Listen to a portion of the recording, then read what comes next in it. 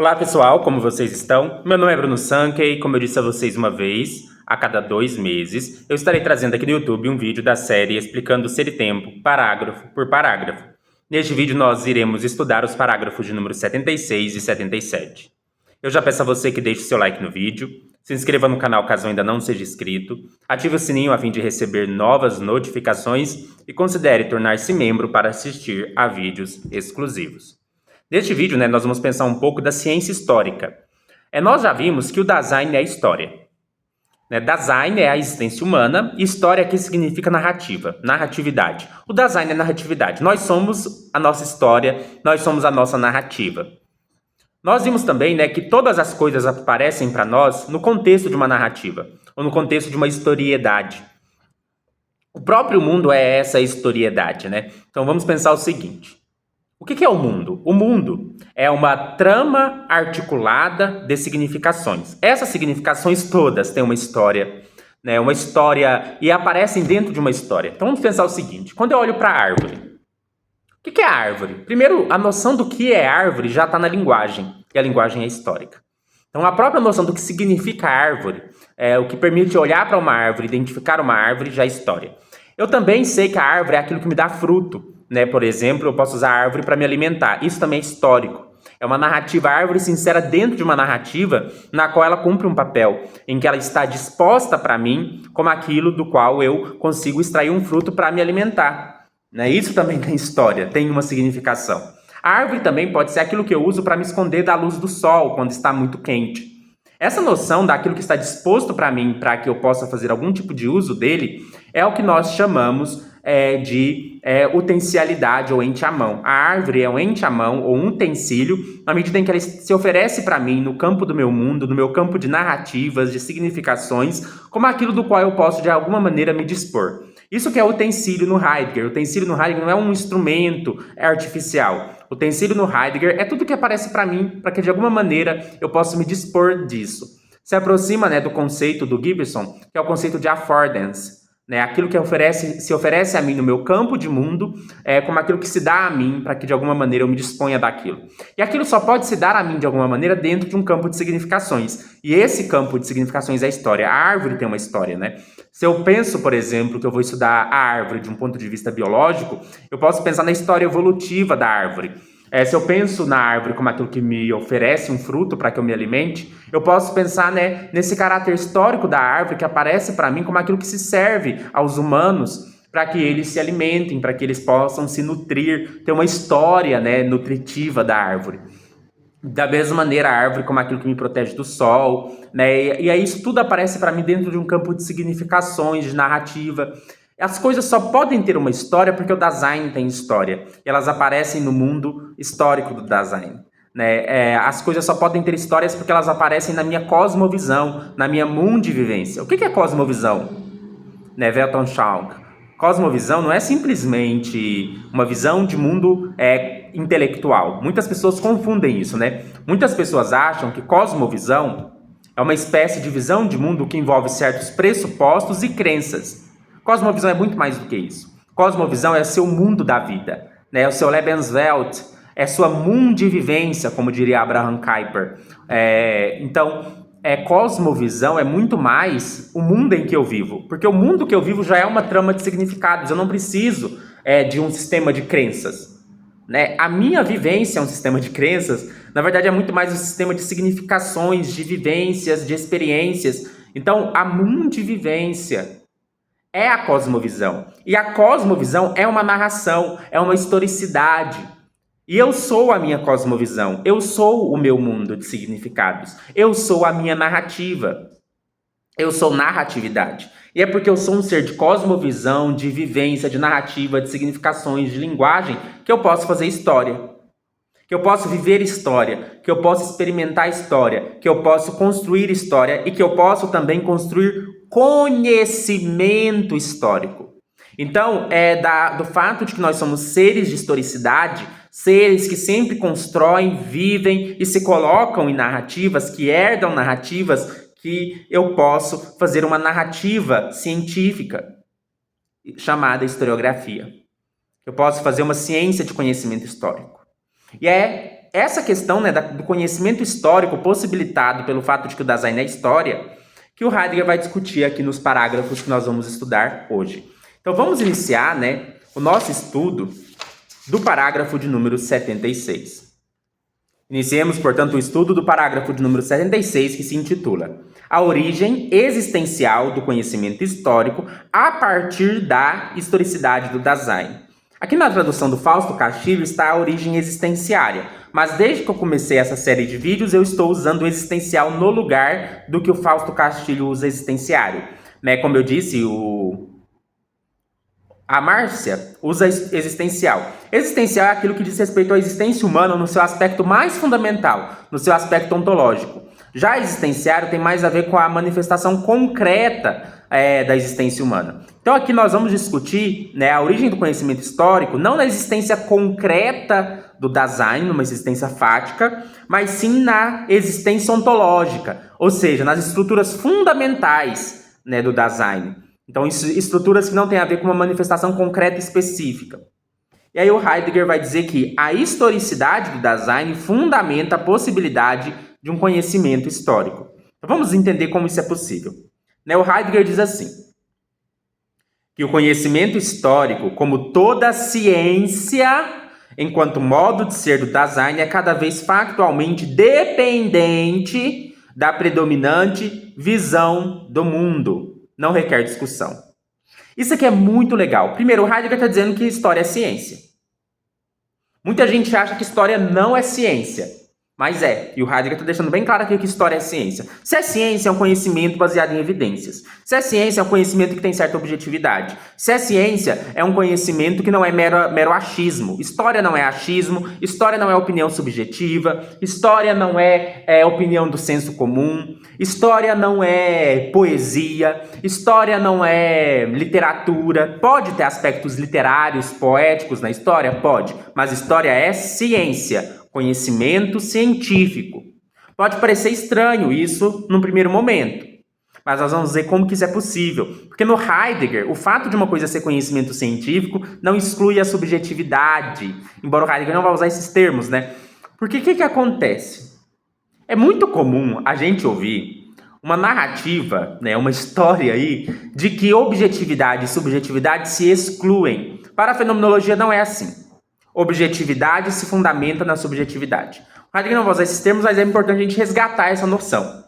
Essa noção, na verdade, é bem antes, tá? Até mesmo da fenomenologia. Já está presente no Descartes, depois vai estar presente de maneira mais ainda substancial no Kant, e depois vai aparecer na fenomenologia no Husserl, por exemplo, de que a objetividade se fundamenta na subjetividade. Aliás, isso é bem antes, Tomás de Aquino também já tinha isso. É que subjetividade e objetividade não são excludentes. Uma coisa não deixa de ser objetiva porque é subjetiva. Né? Isso é muito importante. Uma coisa não deixa de ser objetiva porque é subjetiva. Nas categorias que a gente usa hoje, parece contraditório, mas não. Desde o início do pensamento moderno até antes, a noção é que a objetividade é fundada na subjetividade. Vamos tentar resgatar isso um pouco, né? Se a gente vai para a Idade Média, nós vamos ter duas noções interessantes, que é a noção de objectum e subjectum. Objectum é o que a gente traduz por objeto, e subjectum é o que a gente traduz por sujeito. Como que eram usados os termos objectum e subjectum na Idade Média? Se a gente pega, por exemplo, o Tomás de Aquino, ele vai dizer assim, objectum é tudo aquilo que é o termo de um ato psicológico. Então peraí.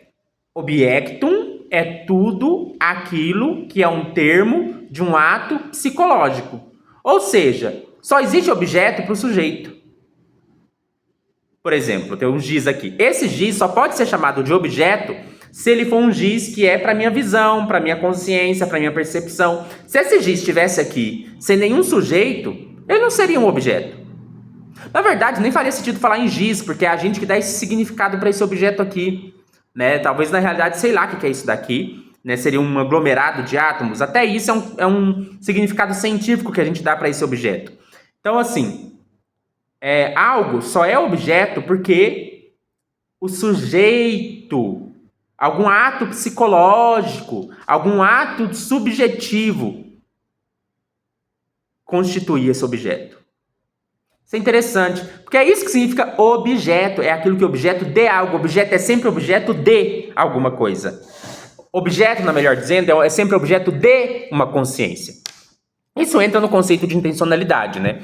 Na fenomenologia, a gente tem o conceito de intencionalidade, e intencionalidade tem dois polos. É uma correlação. Existe a intencionalidade como inabitação psíquica de um ato psicológico. Então, todo ato psicológico contém um vazio que só é preenchido pelo objeto a qual ele se refere. O que é intencionalidade? Intencionalidade tá desde o De Anima essa noção, não explicitamente, mas está lá. Intencionalidade é uma inabitação psíquica de caráter referente e terminante em relação ao objeto. O que isso quer dizer? Inabitação psíquica. Todo ato psicológico ele só tem o seu conteúdo a partir do seu objeto. O ato psicológico considerado em si mesmo ele é vazio. Por isso nós dizemos que para todo pensar há um pensado. Então o que faz um ato psicológico ter conteúdo? Não é o próprio ato, mas sim aquilo a qual ele se refere. Então, por exemplo, todo pensar só vai ter um conteúdo se tiver um pensado. Todo imaginar tem um imaginado. Então, todo ato psicológico tem um conteúdo referente. Por isso, o ato psicológico em si mesmo ele é inabitado. Né? Ele só pode ser habitado não pelo próprio ato. O ato psicológico ele é habitado pelo objeto ao qual ele se refere. Para todo pensar é um pensado. E, portanto, esse objeto ele só é objeto para esse ato. Por isso que nós dizemos também de objeto intencional. Porque assim como a consciência é sempre consciência de alguma coisa, um ato de consciência só tem seu conteúdo na medida em que tem um referente, o objeto também só existe para a consciência. Não faz o menor sentido falar objeto que não seja objeto para uma consciência. Porque isso é destruir o significado da palavra objeto. O que é objeto? Vamos lá. Peguem, por exemplo, na gramática. O que é objeto direto na gramática? Então a gente tem, por exemplo, objeto direto. Faz sentido eu falar de objeto direto sem verbo? Eu falo assim, por exemplo, eu amo o Vitor, que é meu namorado. Então eu falo assim, eu amo o Vitor. O que é o Vitor na frase? Objeto direto do verbo amar. Agora faz sentido eu ter uma frase que não tem verbo, e aí eu falo que uma determinada expressão é objeto? Não faz sentido. Objeto na gramática é sempre objeto de um verbo, como o verbo amar. E aí se a gente pega, o que a linguagem está espelhando? O verbo representa o ato psicológico. Qual que é o ato psicológico? O amar. E o objeto representa o referente desse ato psicológico, o Vitor. Eu amo o Vitor. Agora faz sentido eu falar de objeto que não seja objeto de nada? Não faz sentido. Objeto não é a coisa. Objeto não é uma coisa. Objeto não é simplesmente a coisa. O objeto é a coisa enquanto referente de um ato. Então só tem objeto se tiver ato psicológico. Só tem objeto se tiver ato subjetivo.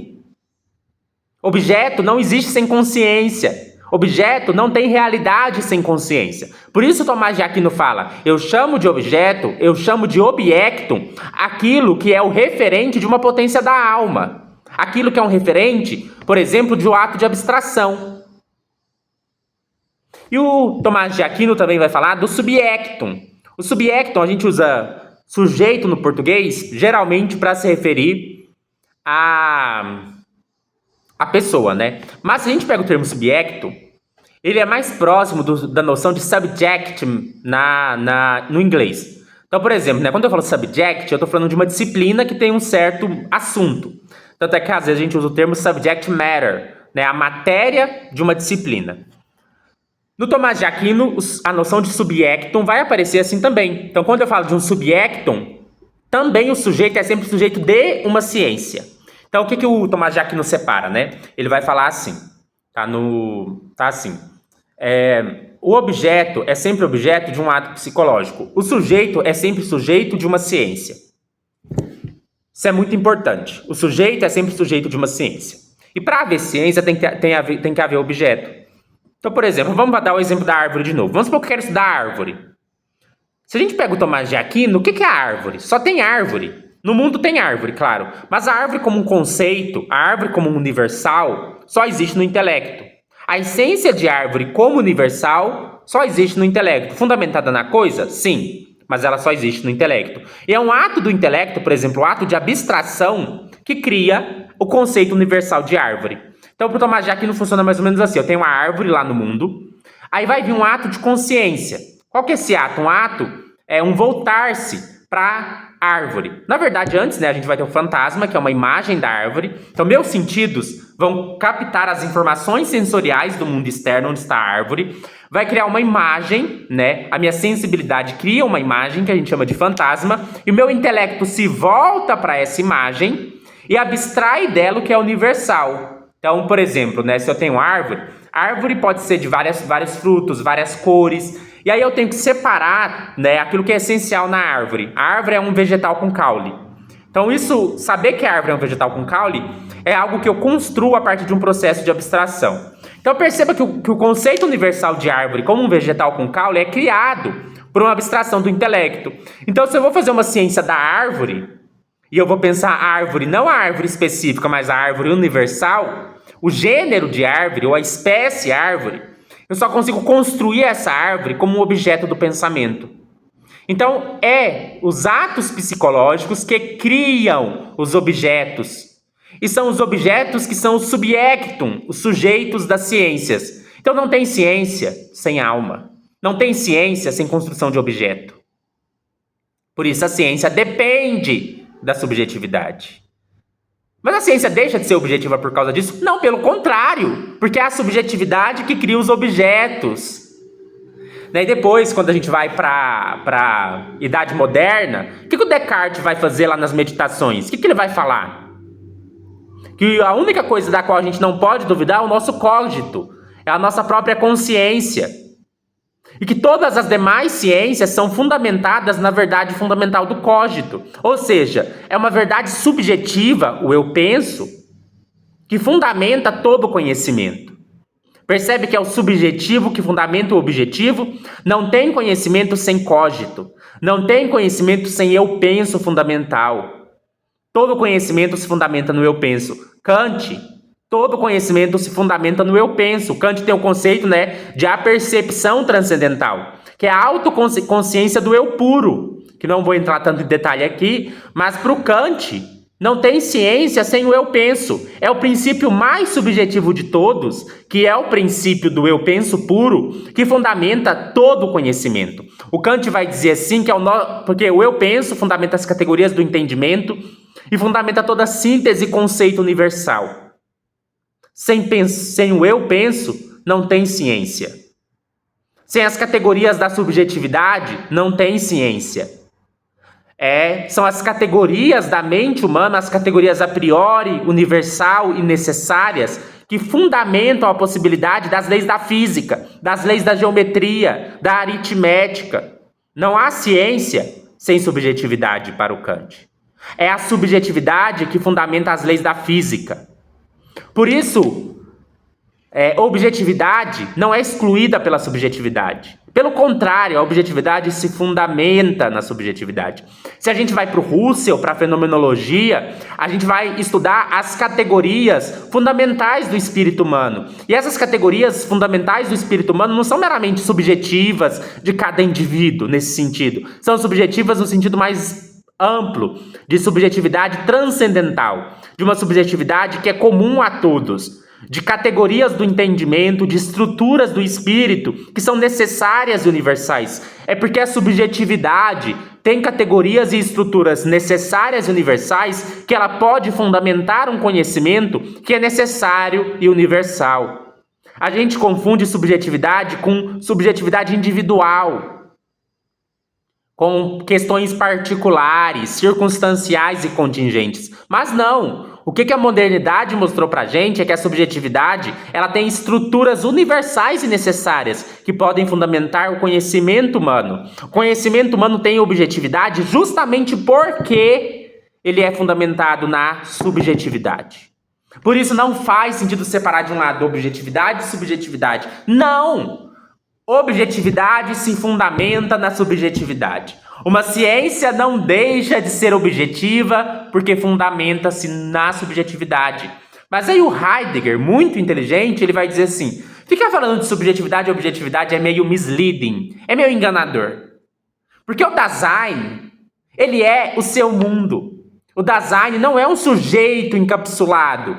O Dasein não é um eu interior. O Dasein é esse mundo aberto. O Dasein é sua trama de significados. O Dasein é sua mundivivência, é sua cosmovisão. O Dasein é a abertura, não é sujeito fechado. Então o Dasein e a objetividade não estão separados. A objetividade aparece no campo do Dasein. Os objetos são parte do mundo do Dasein. Os objetos existem no horizonte da vida. É no horizonte da minha vivência que os objetos aparecem. É no horizonte da minha vivência que a árvore aparece para mim como aquilo do qual eu posso me esconder do sol. A árvore faz parte do meu campo da vida. A árvore se dá no meu campo da vida. A vida é o meu mundo. Por isso não faz mais sentido ficar separando sujeito de objeto. E por isso, as ciências objetivas, na verdade, elas só podem ser fundamentadas no mundo do Dasein. São comportamentos do Dasein que criam os objetos da ciência. Se no Tomás de Aquino eram as potências da alma, a abstração, os atos psicológicos que criam os objetos, na verdade, no Heidegger, são os comportamentos existenciais que criam os objetos da ciência. Os objetos da ciência são fundamentados na vivência. Os objetos da ciência são fundamentados na existência humana. De qual ciência? Só das ciências humanas? Nananina, não. Toda a ciência, mesmo a física, está fundamentada na existência humana. Porque para eu olhar para uma árvore, por exemplo, e pensar ela como um conjunto de átomos, eu preciso ter um certo comportamento em relação à árvore. Eu preciso recortar a árvore do seu mundo natural, do seu mundo vivo, onde ela dá frutos, onde ela tem folhas, onde ela tem cor. E eu preciso criar uma representação dessa árvore, que não é mais a árvore do mundo que eu vivo. É uma outra árvore. É a árvore dos átomos. Mas só tem árvore dos átomos por processo psicológico. O que eu preciso fazer? Eu preciso tirar da árvore tudo que é vivência. Para eu pensar a árvore como objeto físico, eu não posso pensar a árvore que tem cor, porque cor não existe no mundo físico. Cor é, na verdade, correlato da minha visão. Eu não posso, para estudar a árvore do ponto de vista da física, pensar a árvore como aquilo que tem cheiro, porque cheiro tem a ver com o meu nariz. Só tem cheiro no meu nariz, não tem cheiro no mundo. A árvore, no mundo da física, né? A árvore só pode ser pensada como um objeto físico se ela não tiver barulho, se ela não tiver gosto, se os seus frutos e folhas não tiverem gosto. Porque gosto tem a ver com o meu paladar, não com o mundo físico. É só quando, então, eu paro de olhar para a árvore como aquilo que é objeto da minha vivência e passo a pensar a árvore a partir de categorias geométricas, matemáticas, que eu extraio da árvore, abstraio da árvore suas propriedades ligadas aos sentidos humanos e passo a pensar a árvore dentro de um contexto, de um mundo que não tem cheiro, que não tem cor, que não tem gosto. É só quando eu faço esse processo de abstração. É só quando eu faço um processo de abstração do qual eu abstraio da árvore as suas características organoléticas, como é que fala, né? Ligadas aos sentidos. É só quando eu purifico a árvore de tudo aquilo que diz respeito à experiência e vivência que eu posso pensar uma árvore que é pura idealização. Eu não sei se vocês já pensaram nisso. A física não trabalha com objetos concretos. A física trabalha com objetos ideais. É o contrário do que geralmente a gente pensa. A física trabalha com objetos que foram abstraídos de suas propriedades correlacionadas com os nossos sentidos. O que é o mundo da física? O mundo da física é um mundo sem cor, porque só tem ondas de luz. E não cor, porque cor são os bastonetes da minha retina que interpretam. O mundo da física não tem cheiro, porque cheiro é o que o meu nariz interpreta. O mundo da física não tem gosto, não tem barulho, porque tudo isso é a interpretação dos sentidos. O mundo da física é um mundo no qual nenhum som ecoa, no qual não há nenhuma cor e no qual não há nenhum gosto a ser sentido. O mundo da física é um mundo de vibrações de átomos. E para eu construir essa representação ideal, é uma idealidade isso aí. Ninguém experiencia esse mundo. Ninguém vive o mundo da física. Eu vivo o mundo da experiência. Então, para ter o mundo da física, eu preciso pegar o mundo da experiência e abstrair dele as coisas. Percebe isso? Por isso, o mundo da física só existe por causa do mundo da experiência. Sem o mundo da experiência como fundamento, não tem mundo da física.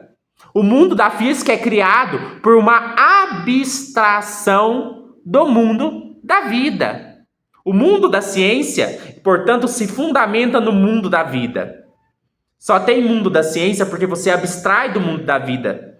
Aí você cria um mundo de idealidades, que é o mundo da física, que é o mundo dos átomos, dos campos quânticos, dos sei lá o quê. Mas não é o mundo que eu vivo. Ninguém nunca viu um átomo. Um átomo é um postulado teórico. Ninguém nunca viu um campo quântico. Porque não dá para ver, não dá para sentir, não dá para cheirar, só dá para idealizar. O mundo da física é um mundo que só tem na ideia, que é idealizado pelo físico. E para haver mundo da física, portanto, tem que haver existência humana. Tanto porque precisa de um ser humano que vai fazer uma abstração, tanto porque essa abstração só se dá a partir do mundo da vida. Então, mesmo a mais objetiva das ciências, como a física, só tem sua validade objetiva dada pela existência humana. A física se fundamenta na existência humana. Se mesmo as ciências naturais se fundamentam na existência humana, quanto mais as ciências humanas. Então, vamos lá pensar na biologia. Antes de falar de uma ciência humana. A biologia só é possível a partir do mundo da vida, a partir da capacidade do Dasein de se comportar de uma dada maneira diante de uma árvore. E é por causa de uma mudança de comportamento que tem um objeto científico. Já pararam para pensar?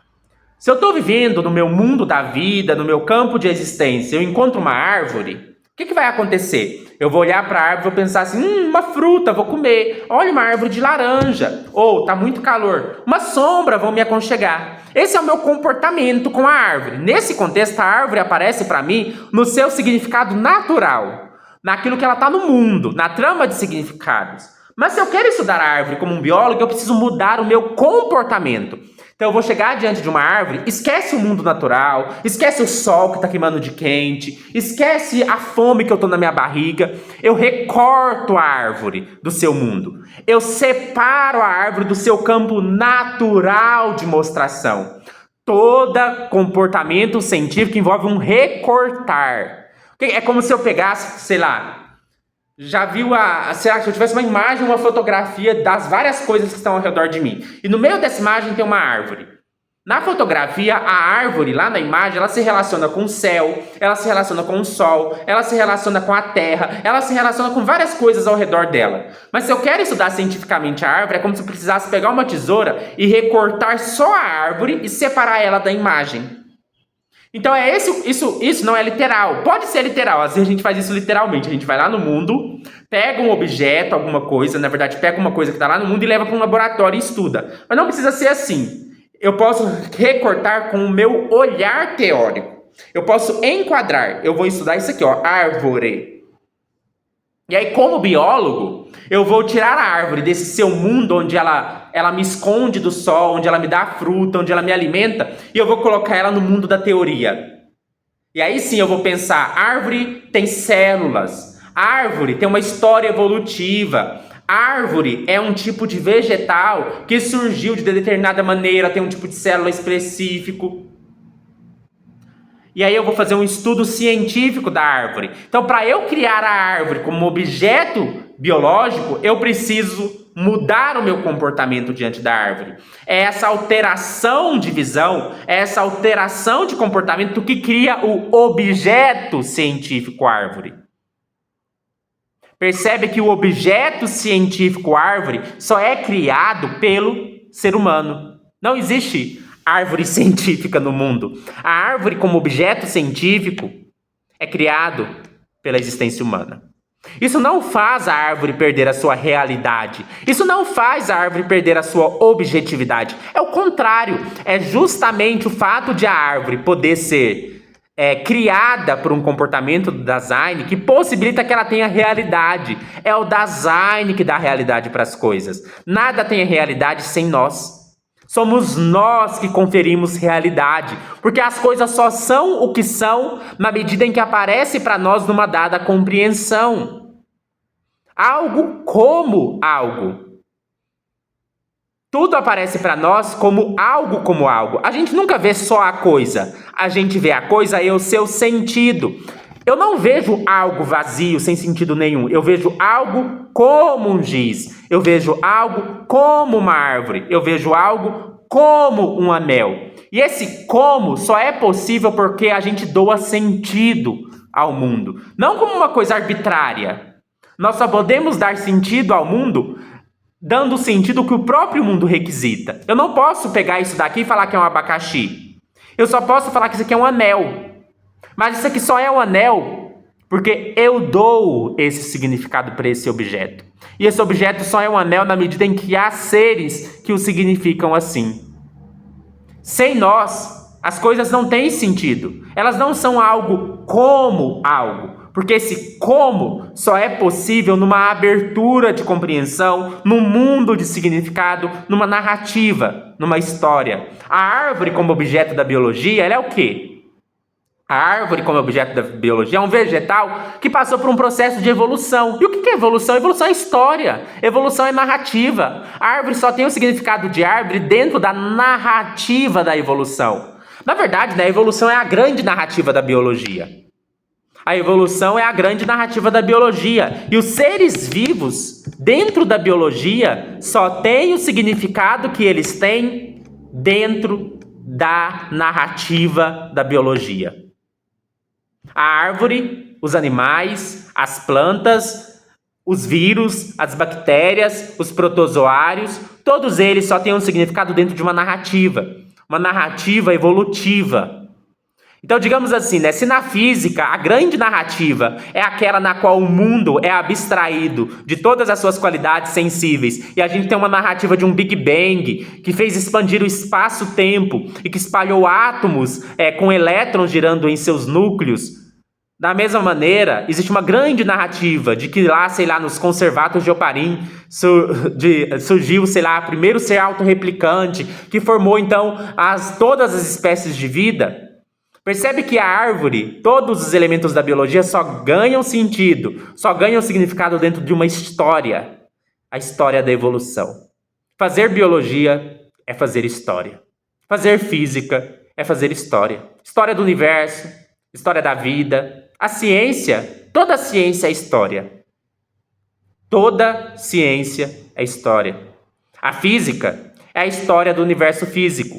E os objetos da física só têm sentido de ser dentro dessa narrativa. A biologia é a história da vida biológica, a história da evolução das espécies. E todo objeto da biologia só tem sentido dentro dessa narrativa.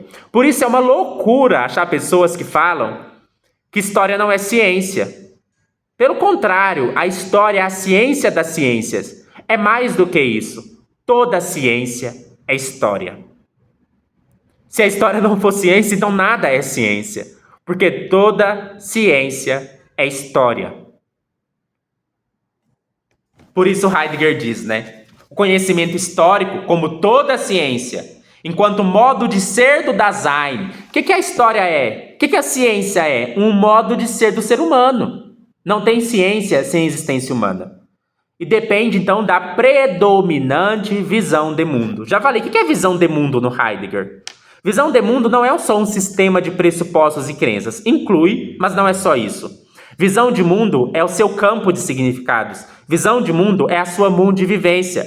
Eu só posso fazer ciência a partir da minha mundivivência. Eu só posso fazer ciência a partir do meu campo de significações. Eu só posso fazer história a partir da minha visão de mundo.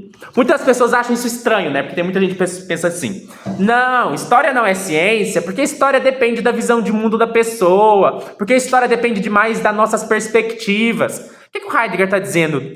Toda ciência depende das nossas perspectivas. Essa é uma perspectiva que nós chamamos de perspectivismo.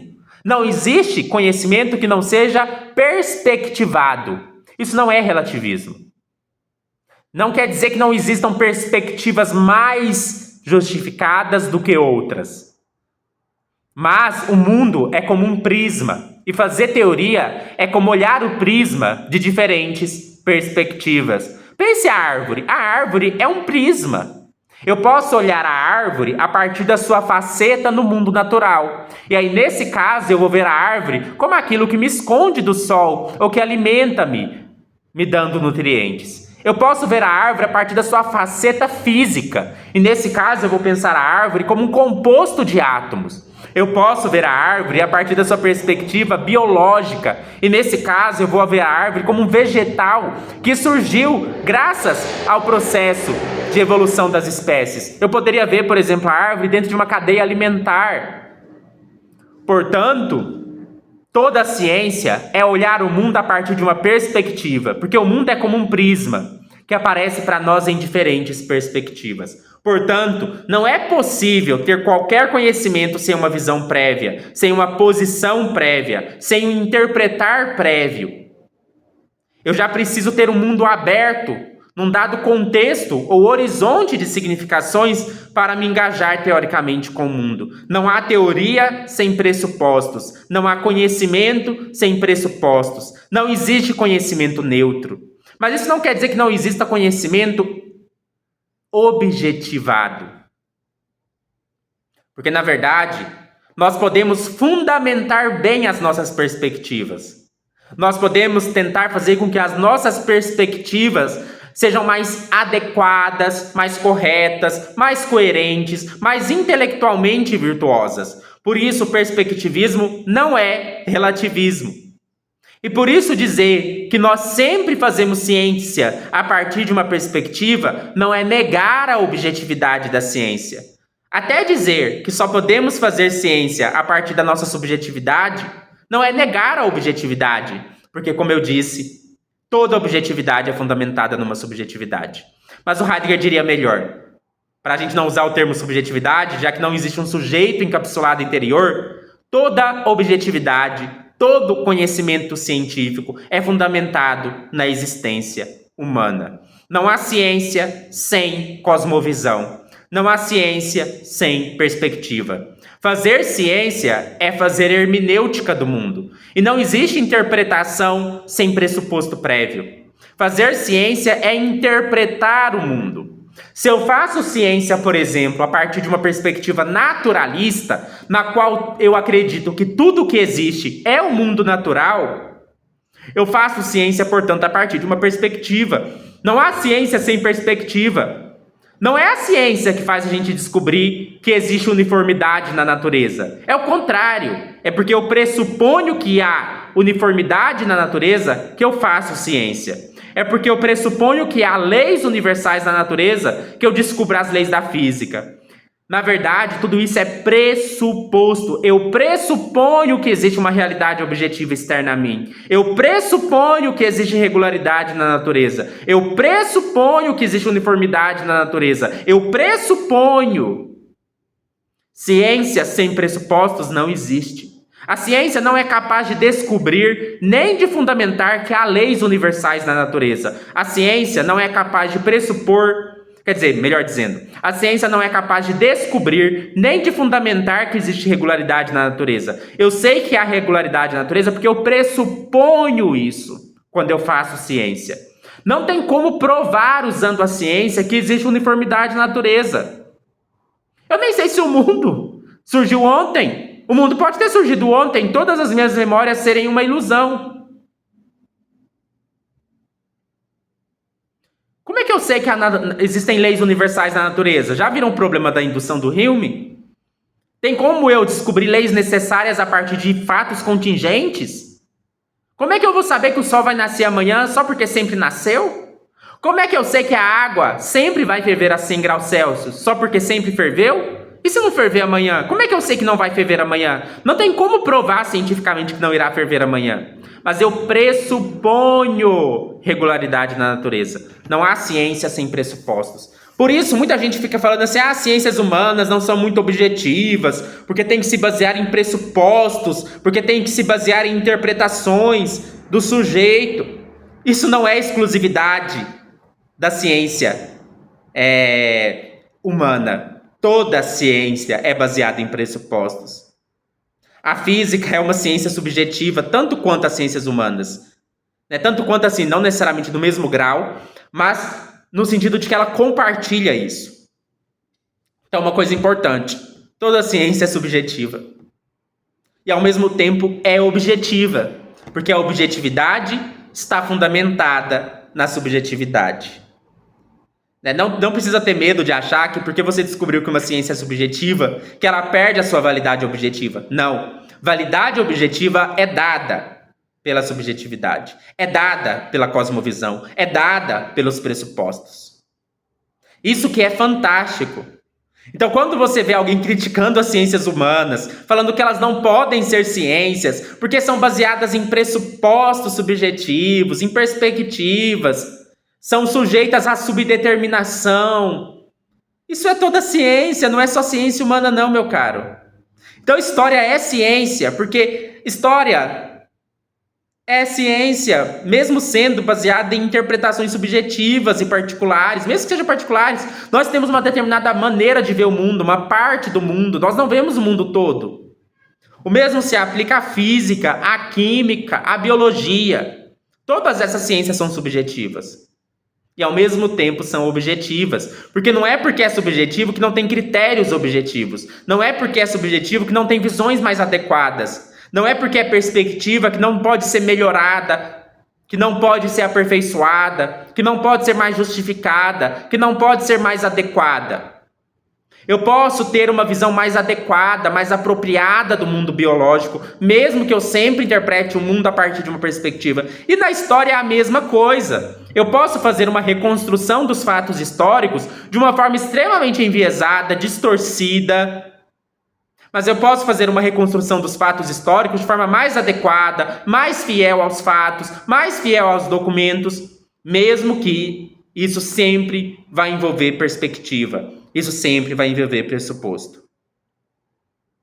Heidegger diz: mas além desse facto, deve-se perguntar, contudo, pela possibilidade ontológica da origem das ciências a partir da constituição do ser do Dasein. Essa origem é ainda pouco transparente. Então Heidegger, até esse momento, ele não tinha deixado tão claro como a ciência surge do próprio Dasein, como o próprio Dasein fundamenta a ciência. Mas agora eu posso dizer para vocês: o Dasein fundamenta a ciência a partir de um dado tipo de comportamento específico.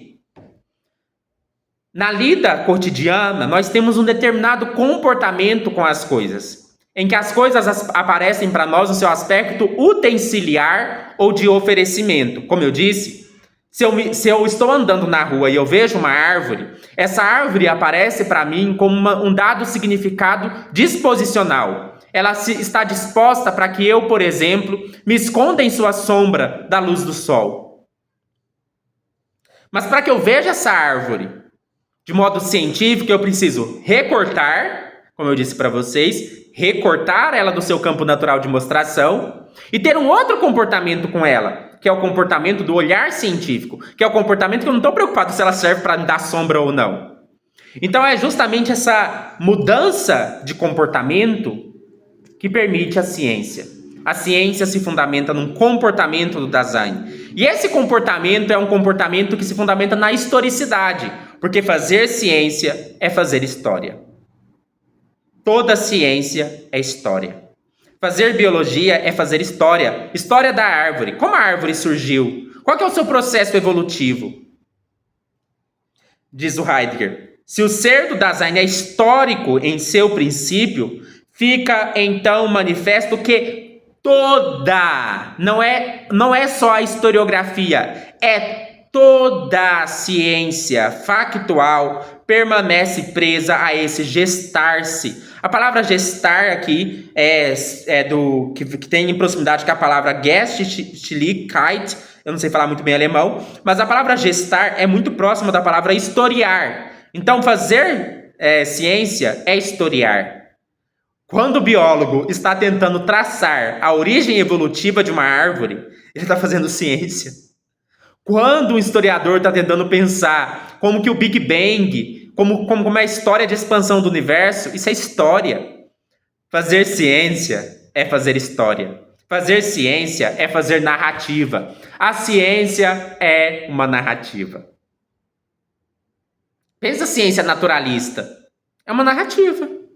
O mundo surgiu com Big Bang, aí ele foi se expandindo, formou as primeiras galáxias, depois formaram as estrelas, depois os planetas. Aí no planeta, sei lá, há 4, 5 bilhões de anos, a Terra foi se formando. Há uns 4 bilhões de anos, num lugar lá nos conservatos de Oparim, alguns aminoácidos, proteínas se juntaram, se aglutinaram. Aí elas formaram RNA, elas ganharam a capacidade de replicação. Aí aconteceu replica, forma célula, depois forma DNA, depois forma DNA, forma célula, se replica, a célula se junta, forma seres multicelulares, forma os sistemas das águas. O que é ciência? A ciência é uma grande narrativa. A ciência natural é a narrativa que nós temos do mundo natural. As ciências humanas é a narrativa que nós temos do mundo humano. Mas, na verdade, o mundo natural é o mundo humano. Porque, como eu disse a vocês, o Dasein é o fundamento de todo mundo. Mesmo o mundo da ciência é abstraído do mundo da vivência. Então, o que o Heidegger está dizendo? Se o Dasein não fosse histórico, se o Dasein não fosse um ser de narrativa, não tinha ciência nenhuma. Porque toda ciência é história. Então, quando eu estou falando que toda ciência é história, aqui não é historicismo barato, né? Aqui não é igual fisicalismo. Geralmente, quando um fisicalista fala que toda ciência tem que se fundamentar na física, ele quer dizer que existe um corpo de conhecimento que é a física, que fala pra gente que o mundo não tem cor, que o mundo não tem cheiro, que o mundo é só átomo, e que todas as demais ciências se reduzem a ela, que a biologia estuda uma determinada configuração dos átomos, e que todas as demais ciências têm que se basear no modelo da física.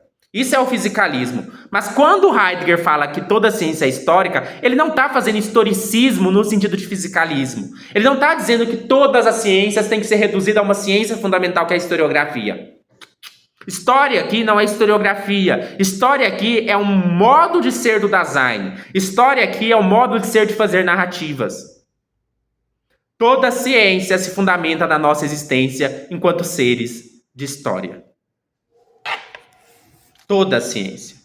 Não é só a historiografia, é toda a ciência. Por isso Heidegger diz: a origem existencial do conhecimento histórico, a partir da historicidade do Dasein, é a conexão que ele quer estudar. Então ele diz: desvendar essa conexão significa metodicamente projetar ontologicamente a ideia do conhecimento histórico a partir da historicidade do Dasein. Por isso, não se trata de tentar extrair por abstração o conceito de conhecimento histórico a partir de uma atividade científica hoje factual, nem de pretender equipará-lo a esta. Então, o que o Heidegger está dizendo?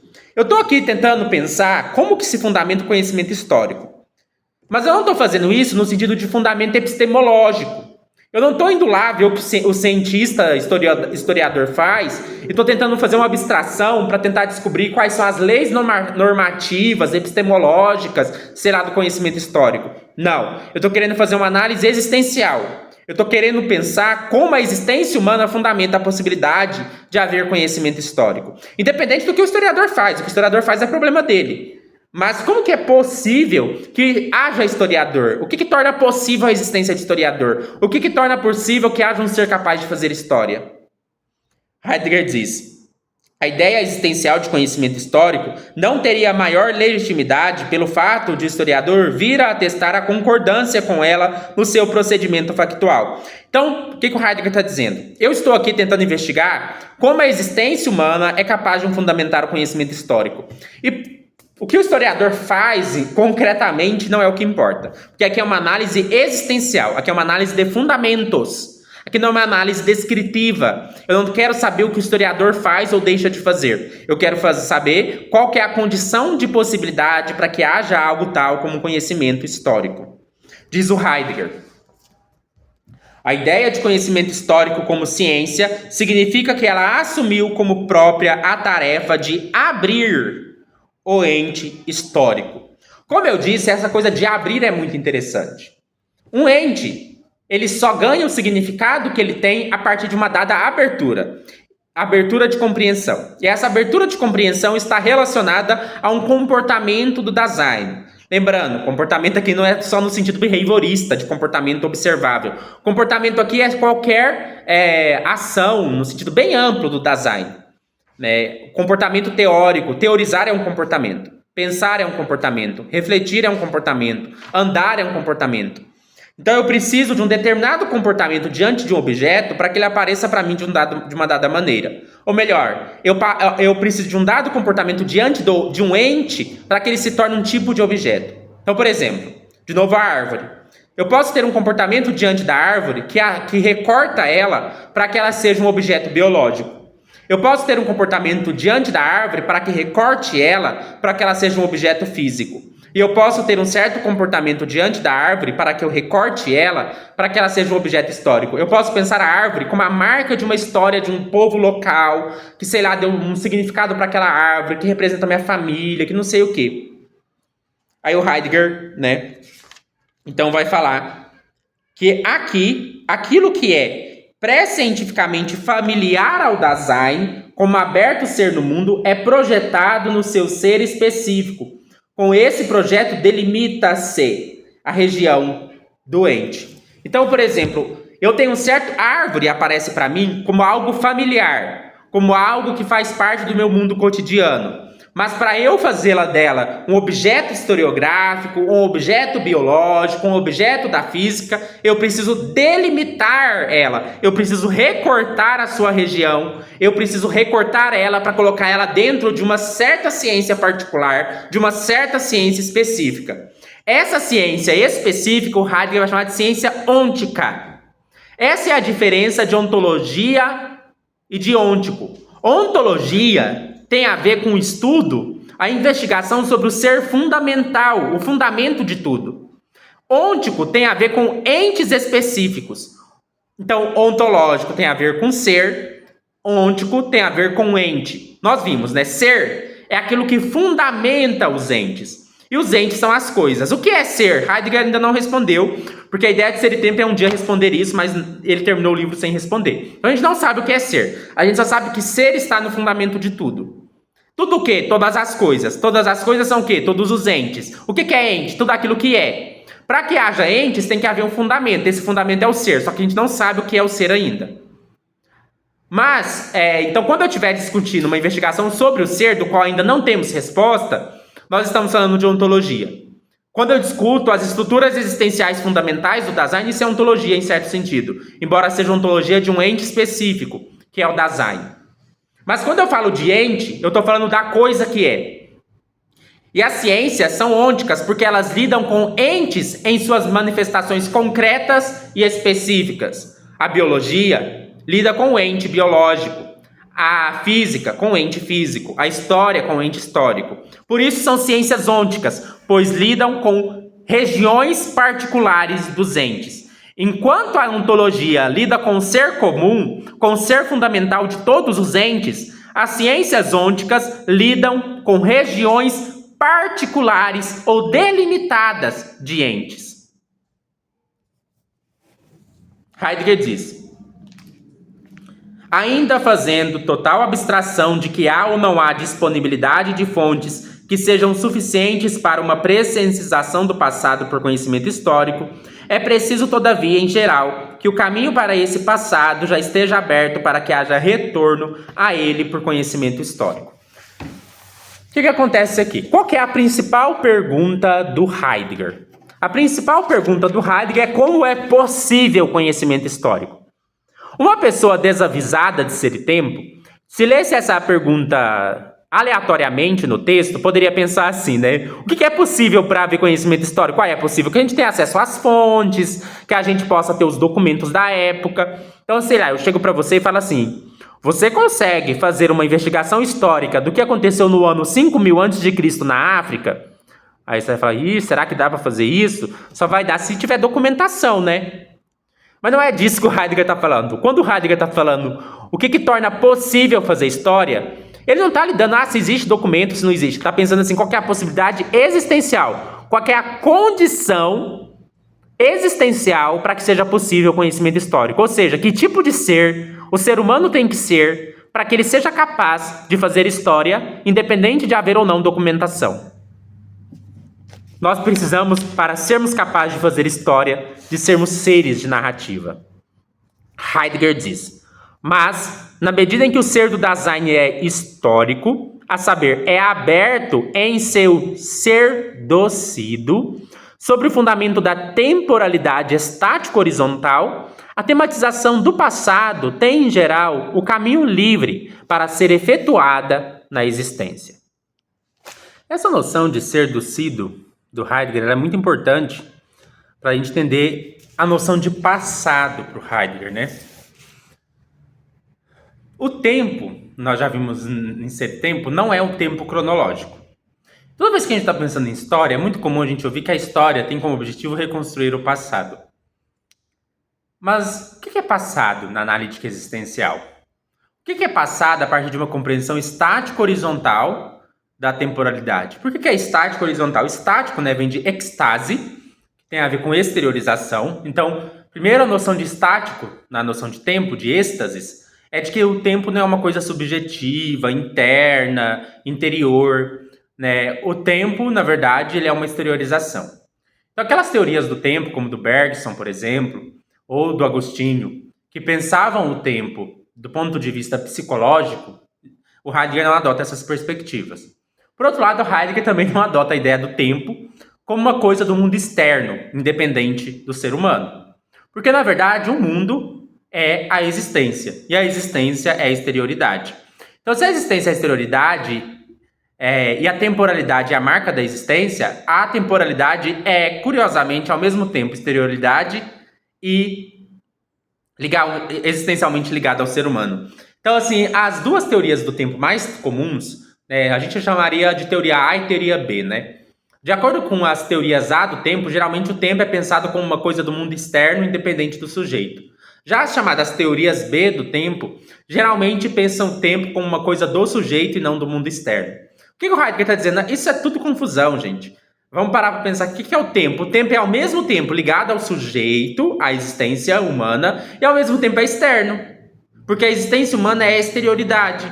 Então Heidegger tem uma noção de tempo inovadora nesse sentido, porque a analítica existencial, ao pensar a existência humana como uma coisa aberta e não como interioridade, ela possibilita ver como que a temporalidade, ao mesmo tempo, está conectada à existência humana. Não existe tempo sem existência humana, mas ao mesmo tempo a temporalidade é externa, é exteriorização. Na verdade, não faz sentido falar que é externa, porque não tem dentro e fora no Heidegger, né? Então, a temporalidade é o próprio jogo da existência. A temporalidade é o jogo da existência, a temporalidade é o movimento da existência.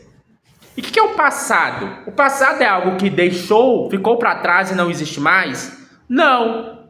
O passado é o que nos constitui. O passado constitui a existência humana. Eu sou o meu passado. O Sankey criança não morreu. O Sankey criança está aqui diante de vocês. Ele é parte de mim. Ele sou eu. O meu passado não desapareceu. O meu passado é parte de mim. O meu passado me constitui. Mas não só o meu passado individual é parte de mim, me constitui, como o meu passado familiar é parte de mim e me constitui. O meu passado brasileiro é parte de mim e me constitui. O meu passado humano é parte de mim e me constitui. O meu passado como membro das espécies e seres vivos do planeta é parte de mim e me constitui. O meu passado como parte de um universo que surgiu no Big Bang é parte de mim e me constitui. O meu passado é presente em mim. O meu passado sou eu. O meu passado está diante de vocês. Eu sou o meu passado. Mas o meu passado também é possibilidade futura. Eu não sei se vocês já pensaram para parar nisso, mas parece que o nosso passado não é uma coisa que aconteceu lá atrás. O nosso passado é o que a gente reconstrói hoje a partir do nosso futuro. Se eu falo para você contar sua história de vida, provavelmente você vai se inserir numa narrativa a partir de quem você é no presente e o que você planeja ser no futuro. A gente pode pensar, por exemplo, uma pessoa que ela se converteu a uma determinada religião. Vamos pensar, uma pessoa era ateu, e ela virou cristã. Talvez se você chegasse nessa pessoa que era ateu e virou cristã e pedisse a ela para contar a história dela, ela ia reinterpretar o passado dela na sua perspectiva cristã. Talvez ela dissesse assim: Deus me criou, eu nasci nesse mundo, eu andei distante de Deus no pecado e depois eu me tornei cristã, encontrei a verdade e agora eu vou para o céu. Peraí. Eu era uma pecadora desviada de Deus? Isso é meu passado? Ou isso é uma construção de um passado novo? Parece que quando eu virei cristão, o meu passado não é o mesmo.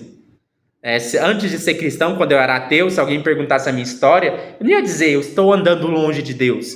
A história que inclui estar andando longe de Deus só é possível no presente a partir do olhar para o futuro. Por isso o passado não é um fato concretizado.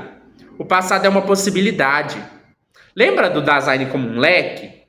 O Dasein é como um leque de possibilidades. E o passado, curiosamente, o passado é uma dessas possibilidades. Por isso o passado é futuro. Porque possibilidades são o quê? Coisas que ainda não aconteceram, que não se realizaram e que podem se realizar. Para o Heidegger, passado é futuro. Passado é uma das possibilidades. Quando uma pessoa que era ateu se torna cristã, ela tem a possibilidade de um novo passado, de uma reconstrução do passado, de uma ressignificação do passado. Então se abre diante do seu campo de possibilidades a possibilidade de um novo passado, de um passado com outro significado, com outra história. Por isso, no Heidegger, passado é possibilidade futura. Isso é bastante interessante, assim, de se pensar. Pense que o seu passado, na verdade, não é uma coisa que está lá atrás. É o que você constrói a partir do seu presente e do seu projeto de existência. A sua história de vida passada é ressignificada pelo presente e pelo futuro. Na verdade, a sua história de vida é uma possibilidade nova de contar ou recontar a sua história. E se isso se aplica para a minha história passada individual, isso se aplica para o passado histórico universal. A história do Ocidente, a história das Américas. Para vocês pensarem uma coisa interessante. Quando a gente está estudando história, é comum a gente estudar grandes personalidades do passado, né? E aí a gente faz, por exemplo, a história do Ocidente, a gente pensa, né? Vamos pensar o seguinte. Teve o Alexandre o Grande, depois veio que foi o domínio grego, macedônio, depois veio Roma com os grandes imperadores romanos, nós tivemos Júlio César, nós tivemos Nero, nós tivemos Diocleciano, nós tivemos... Estou falando na ordem não, só para a gente poder pensar. E aí a gente reconstrói toda uma história. Toda essa história é uma reconstrução do passado. Aí chega, sei lá, século XIX, século XX, a gente tem as feministas. E o feminismo... Ele fala, nossa, mas é uma história de homens, né? Será que não seria legal a gente mudar a leitura que a gente tem da história e começar a contar também do papel das mulheres na construção do pensamento histórico? Percebe que as feministas, o movimento feminista abriu a possibilidade de uma nova história. E não é só recontar o passado, é ressignificar o passado, é dar um outro significado para o passado. E aí, o passado, portanto, é uma possibilidade nova, e por isso é futuro. Depois, quando chegam os movimentos negros, sei lá, a gente está aqui na América Latina, por que a gente tem que contar uma história que o eixo dessa história é o continente europeu? Se a gente mudar o eixo, se a gente contar a história, tipo, pensando em Lélia Gonzalez, contar uma história a partir de uma perspectiva latino-americana, isso é uma nova possibilidade de contar história. E a gente refaz a história. Por isso a história ela não é lembrança, não é mera memória que recoleciona os fatos. História é construção de um novo passado. A história ela não ela faz futuro. A história faz futuro, porque ela constrói um novo passado. A história é a possibilidade de construir um novo passado. Pensa no Foucault, por exemplo, quando ele faz história da sexualidade, história da loucura. O que ele está fazendo nesse tipo de história? Ele não está só recolecionando fatos do passado. Ele está possibilitando uma nova leitura de mundo, uma nova narrativa. O Foucault possibilita que a gente coloque a nossa própria sexualidade dentro de uma nova narrativa, que a gente coloque a nossa concepção de transtorno mental dentro de uma nova narrativa. Fazer história é fazer passado, é refazer passado, por isso passado é futuro na história. Heidegger diz, por isso não se está... isso aqui a gente já leu, né? Deixa eu virar a página, porque virou aqui a página sem querer. O Heidegger diz, como Dasein factual como ser no mundo, a história universal é também cada vez. Cada vez que eu faço história universal, eu estou fazendo um novo passado. Heidegger diz, restos, monumentos, relatos remanescentes são possível material para abertura concreta do Dasein já sido aí. Semelhantes coisas só podem se tornar material de conhecimento histórico porque, segundo seu próprio modo de ser, tem caráter histórico mundial. E somente se tornam material porque são entendidas de antemão em sua mundidade do interior do mundo. A aquisição, a estratificação e a segurança do material não são o que promove o retorno ao passado, mas já pressupõe o ser histórico do Dasein já sido aí, isto é, a historicidade da existência do historiador. Historicidade que funda existencialmente o conhecimento histórico como ciência, até suas mais inexpressivas organizações artesanais. Sabe o que é legal nesse texto aqui? Que a gente vê que a história não é algo que ficou lá atrás. Eu falei dessa coisa de me constituir, né?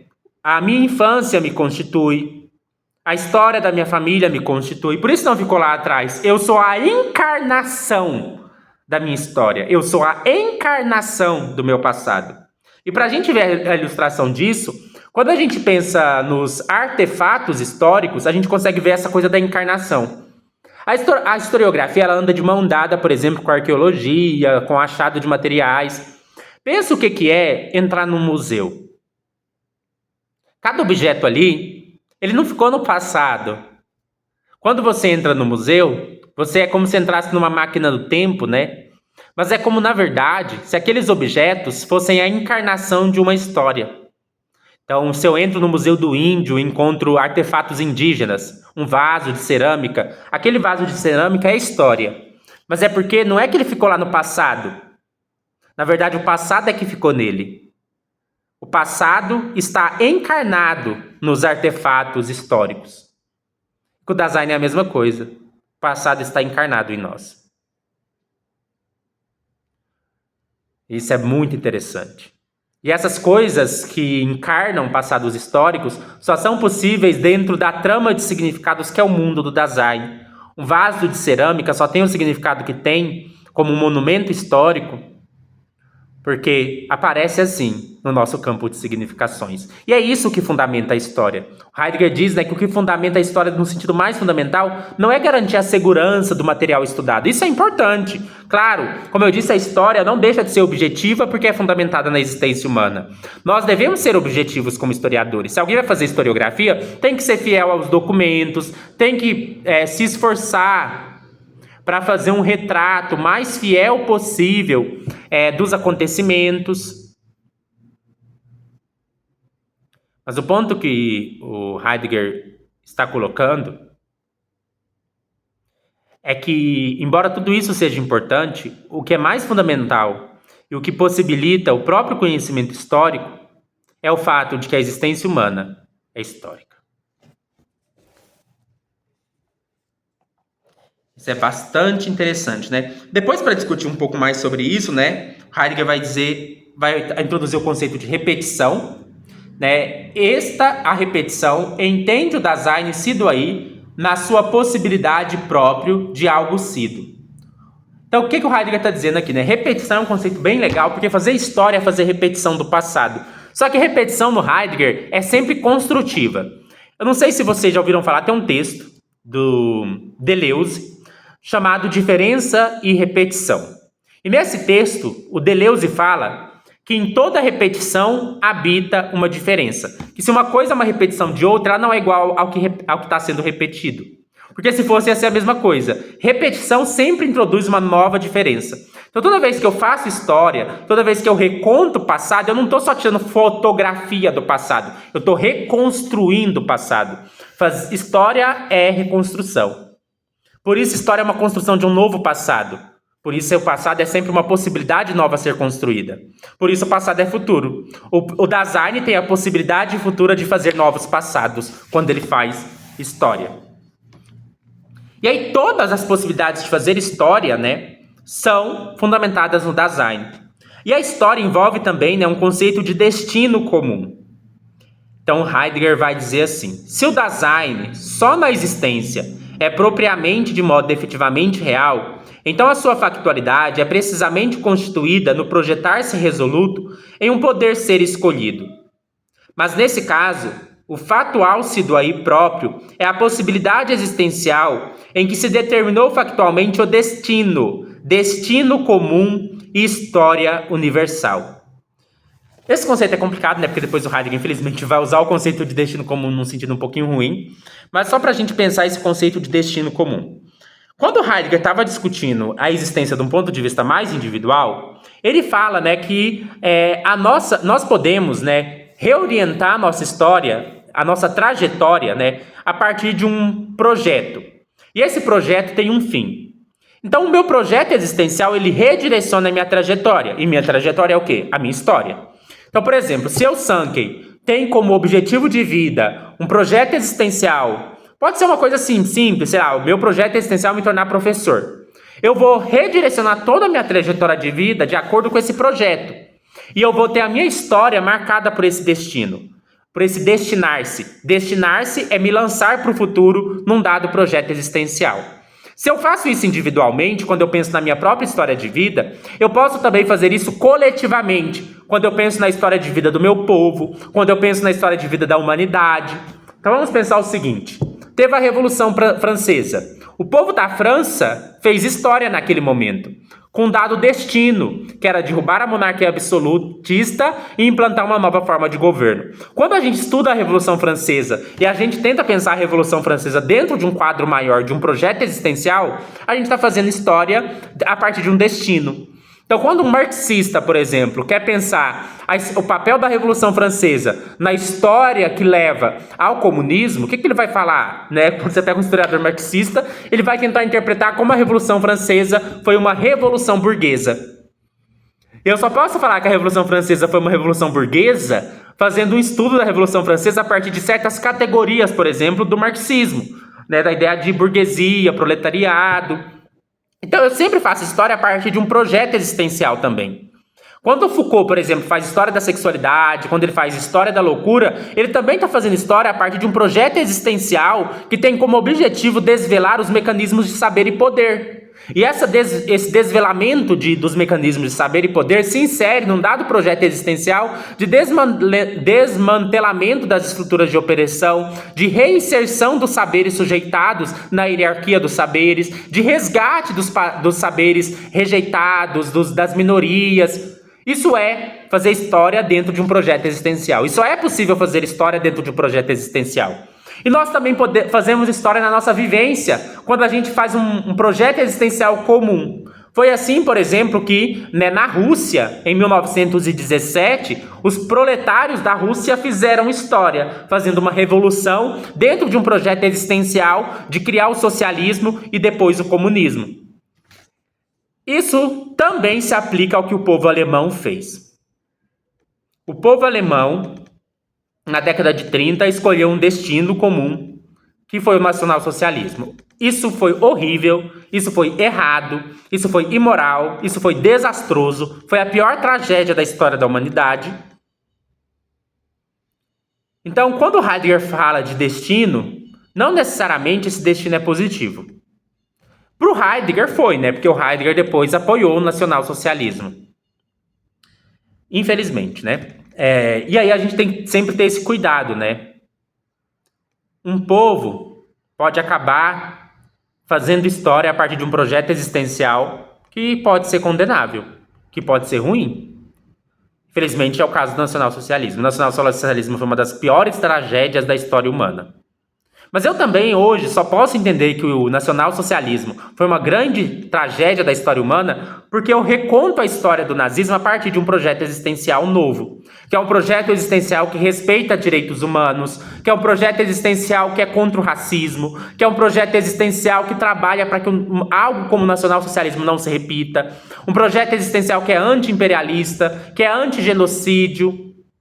Então, quando um historiador vai estudar o nacionalsocialismo e ele vai falar do nacionalsocialismo como uma tragédia humana, como algo que levou à morte de milhões de judeus, ele insere essa possibilidade a partir de um novo destino humano. Um destino humano baseado no progresso, nos direitos humanos, no respeito às minorias. Então, por mais que o Heidegger tenha feito uma coisa muito ruim, o seu conceito de destino comum não necessariamente está vinculado a algo ruim. Nós podemos fazer um novo destino. Nós podemos redestinar a nossa história. Nós podemos refazer história a partir de um novo projeto existencial.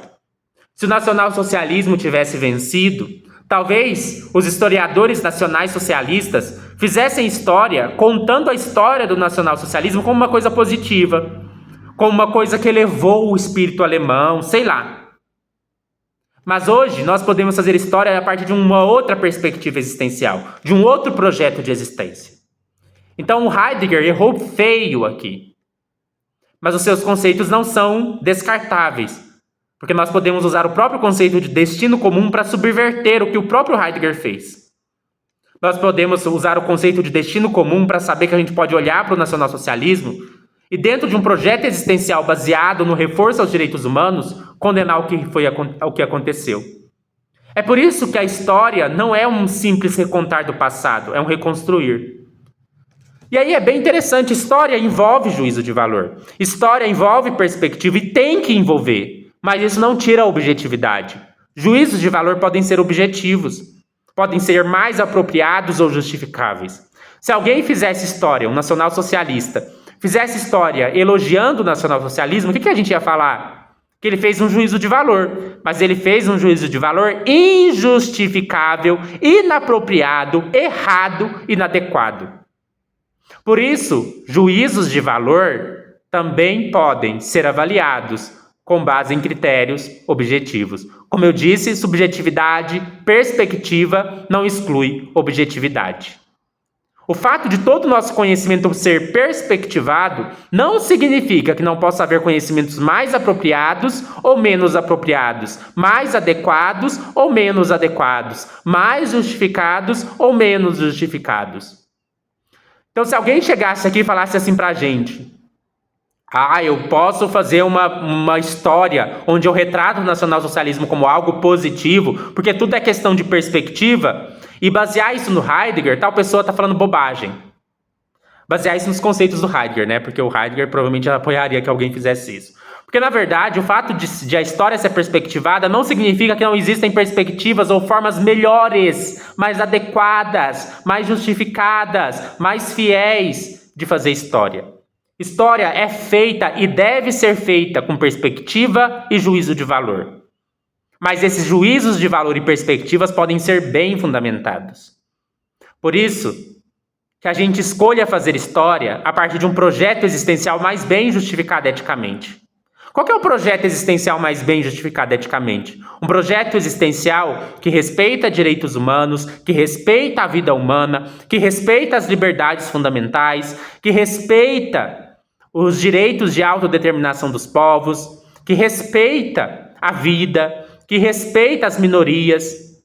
E dentro desse projeto existencial, o nacionalsocialismo deve ser retratado como uma tragédia humana. O historiador deve fazer um forte juízo de valor negativo contra o nacionalsocialismo.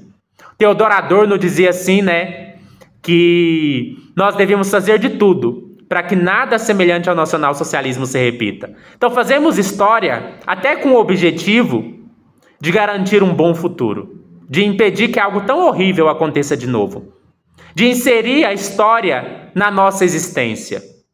O nacionalsocialismo deve ser estudado justamente para que o fascismo não nasça de novo. Por isso não se faz história sem projeto existencial. E projeto existencial é o que dá força e objetividade para a história. Por mais estranho que pareça, é justamente fazer os juízos de valores justificados e corretos é que faz da história mais objetiva. Porque a gente objetivamente retrata como deve ser retratado. Quando a gente retrata o nacionalsocialismo como uma tragédia, e tragédia aqui não é no sentido de uma tragédia catástrofe natural, não, uma tragédia intencional, foi planejado aquilo lá.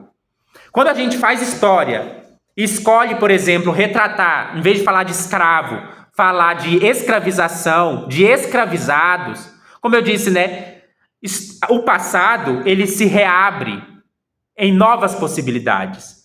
Nós temos hoje, a partir do projeto existencial que valoriza as minorias, nós temos a possibilidade de refazer história, de reconstruir o passado a partir de um novo projeto existencial. Por isso, o passado é futuro. Passado é possibilidade nova. Passado é possibilidade de reconstrução, de refazer. O passado, ele não é recontar o que aconteceu. O passado é reinserir as coisas numa nova narrativa, num novo projeto existencial. Por isso, nós devemos fazer história com viés justificado. Nós devemos fazer história com juízo de valor justificado.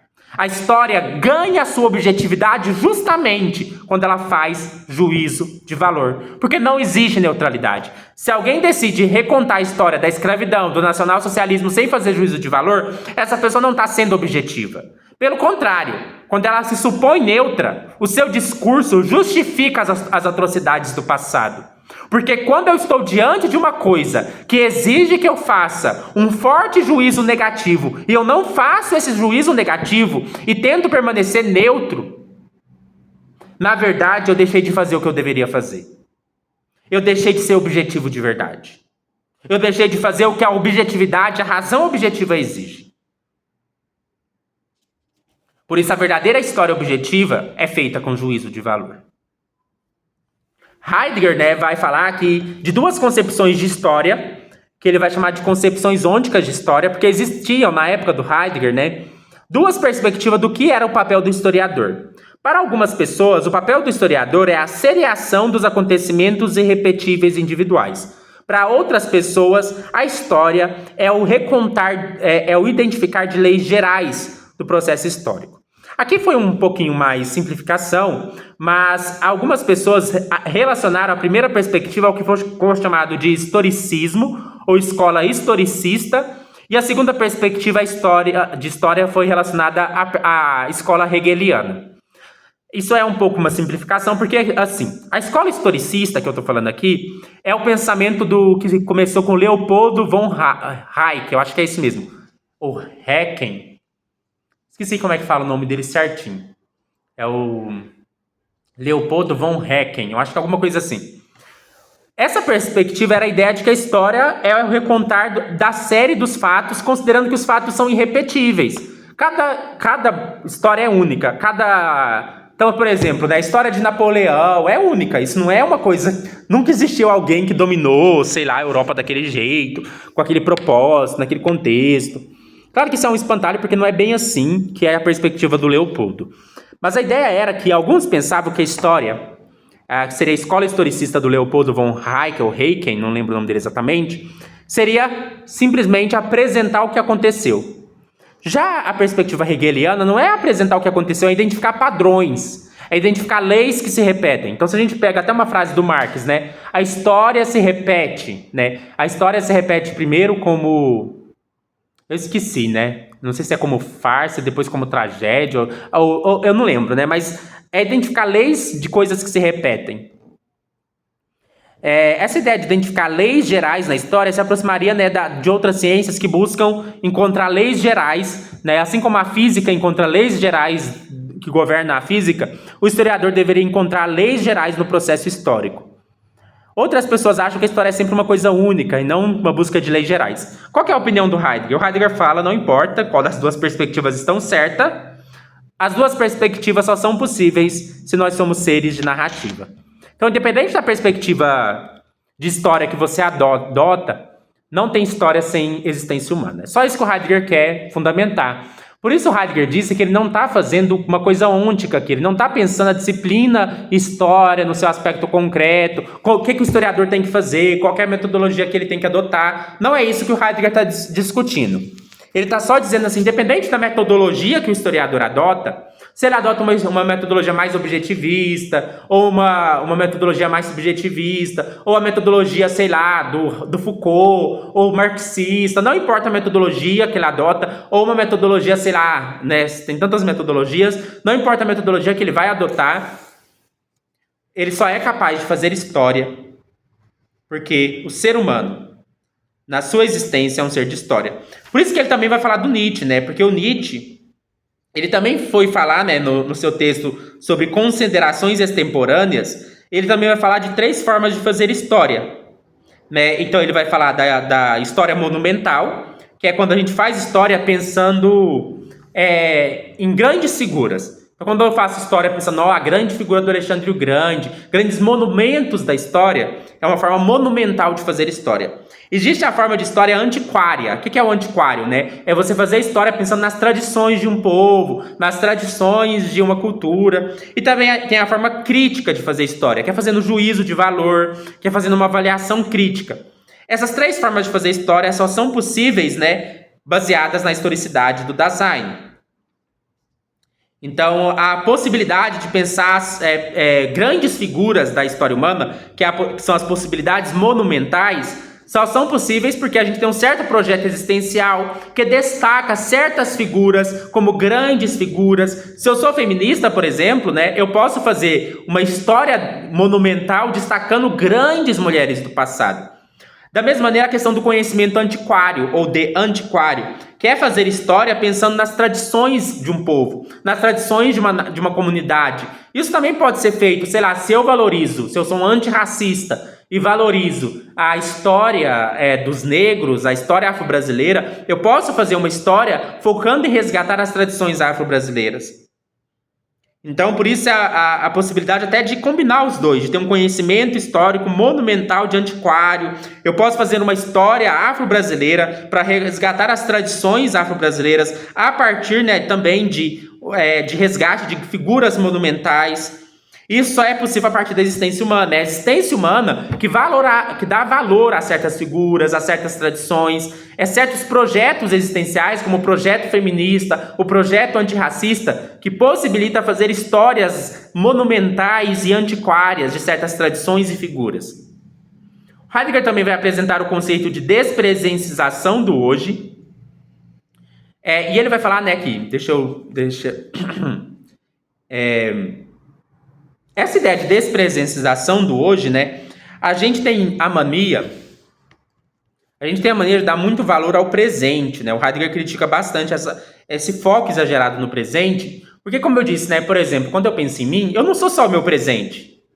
Eu não sou só o sangue que eu estou aqui agora nesse momento. Eu sou o meu passado, eu sou a minha história, eu sou as minhas tradições, eu sou os meus valores, eu sou tudo isso, eu sou a minha cultura. Então, se a gente foca muito só no hoje, a gente esquece o quanto o passado é parte da nossa constituição. E a história, ela ajuda a fazer uma certa despresenciação do hoje. Ou seja, não focar tanto no Sankey hoje. Eu preciso pensar o Sankey como o Sankey constituído pelo seu passado. Eu preciso pensar o Sankey como o Sankey constituído pelo seu passado histórico, pela história do seu povo. Por isso o Heidegger diz, né, que... Ele diz assim, né, deixa eu ler aqui a parte que ele fala disso. Ó. Mas na medida em que o hoje é interpretado a partir do entender adveniente e repetente de uma possibilidade de existência aprendida, o conhecimento histórico próprio se torna despresenciação do hoje. Isto é, um sofrido desligar-se da cadente publicidade do hoje. Cadente publicidade, né, nós já vimos que tem a ver com a vida cotidiana, com aquilo que está já no público, no imaginário comum. O que o Heidegger está fazendo? Eu posso me desligar disso justamente reconhecendo que o passado não é o que ficou para trás. O passado é o que nos constitui hoje.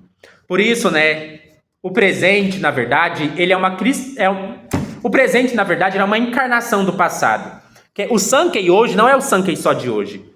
O Brasil hoje não é o Brasil só de hoje. Não tem como eu entender o Brasil de hoje sem entender como o Brasil de hoje é a encarnação do seu passado. Quando, por exemplo, né, agora isso mudou porque a gente está tendo cotas nas universidades, mas antes você entrava numa universidade e só tinha branco. Se alguém pensa só no hoje, poderia pensar, hoje só tem branco na universidade. E tem a ver com hoje é assim. Não. Esse dado do hoje, na verdade, é uma encarnação do passado. É como a escravidão ainda está presente a partir de seus efeitos. É como o racismo ainda está presente. E quando eu entro na universidade hoje e consigo ver mais pessoas negras, uma variedade maior, isso também é história encarnada. É a história das políticas de cota, das lutas dos negros. Por isso,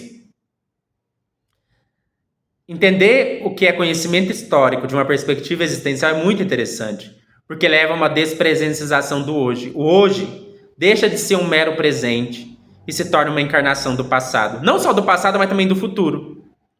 Porque entender o meu passado abre possibilidades de futuro. Entender certas possibilidades de futuro faz eu inserir o passado num novo projeto existencial. Então essa é a visão de história para o Heidegger. História não é simplesmente colecionar passado. História é construir um novo passado, inserindo ele dentro de um projeto existencial a partir de um certo destino, a partir de um certo fim, projeto, objetivo. Isso é historicidade. E é essa historicidade que fundamenta toda a ciência, sejam as ciências naturais, sejam as ciências do espírito, que nós chamamos hoje de ciências humanas. Agora, para a gente finalizar, a gente vai para o parágrafo 77. O parágrafo 77 se intitula A conexão da precedente exposição do problema da historicidade com as pesquisas de Wilhelm Dilthey e as ideias de Conde York. Aqui é importante, né, esse Dilthey é o Wilhelm Dilthey, né, bem famoso. O Conde York é um pouco menos famoso, né, que é o Paul York von Vandenburg. O que aconteceu, né? O Dilthey, ele escreveu alguns textos em que ele fala da sua concepção de historicidade, e o Conde York, ou Paul York von Vandenburg, escreveu cartas ao Dilthey, fazendo algumas críticas, mas que o próprio Dilthey depois incorporou, que possibilitava entender melhor o seu conceito de historicidade. E o que o Heidegger está dizendo, né? Isso que eu estou falando de historicidade, que essa perspectiva já existia, talvez não de maneira tão explícita, mas essa concepção de historicidade eu não inventei do zero. E aí o parágrafo 77 é mais um parágrafo bibliográfico, é como se ele estivesse colocando citações para mostrar que essa sua concepção de historicidade ela já existia. Para vocês terem um aspecto histórico para entender, né? No século XIX, com Leopoldo von Rankin, eu não sei falar o nome dele direito, foi atribuída essa noção de escola historicista, que supostamente, isso é um espantalho um pouquinho, mas supostamente era a ideia, né, de que a história tinha que ser uma ciência independente, e a história tinha a função apenas de maneira neutra e imparcial apresentar os fatos do passado. Isso, na verdade, eu acho que não era isso que o Leopoldo propunha. O Leopoldo tinha uma visão, né, que tinha também que considerar as forças diretoras da história, considerar análises psicológicas das ideias por trás dos eventos.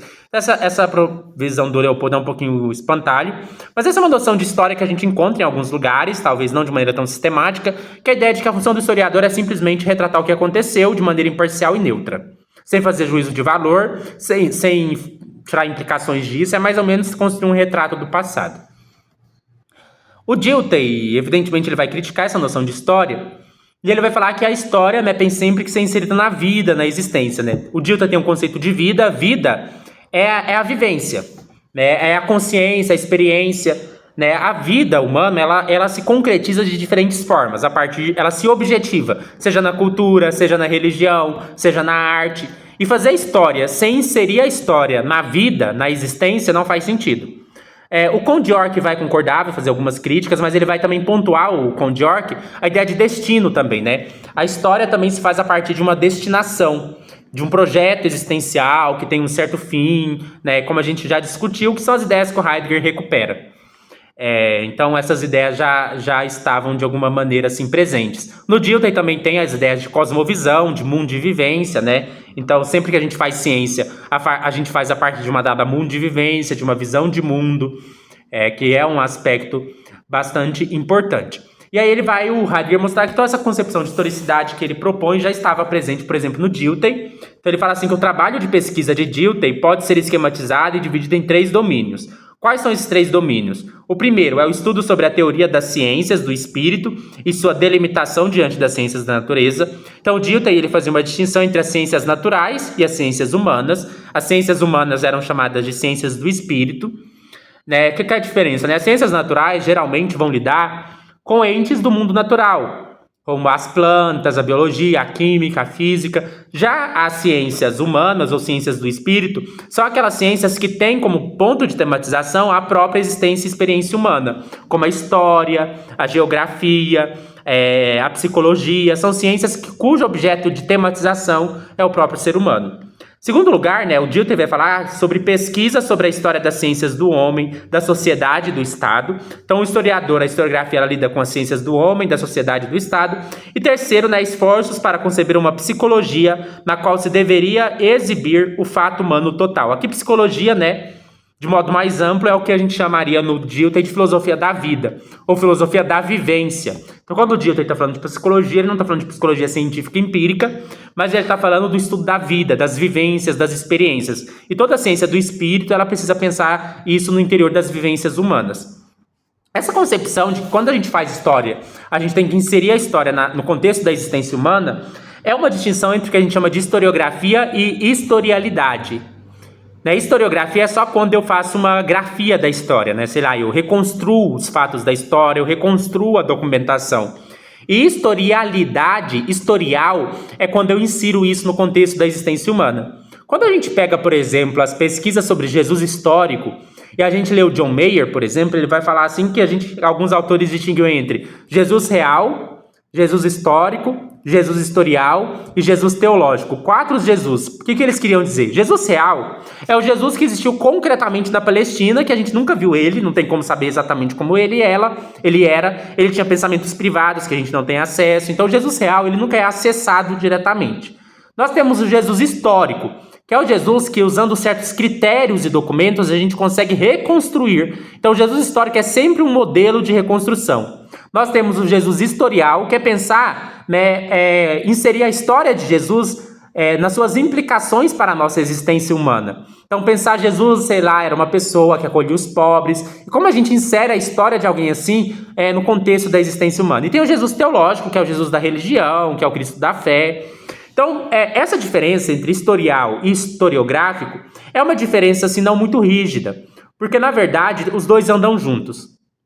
Para eu fazer uma reconstrução dos documentos, eu sempre faço a partir de uma perspectiva existencial.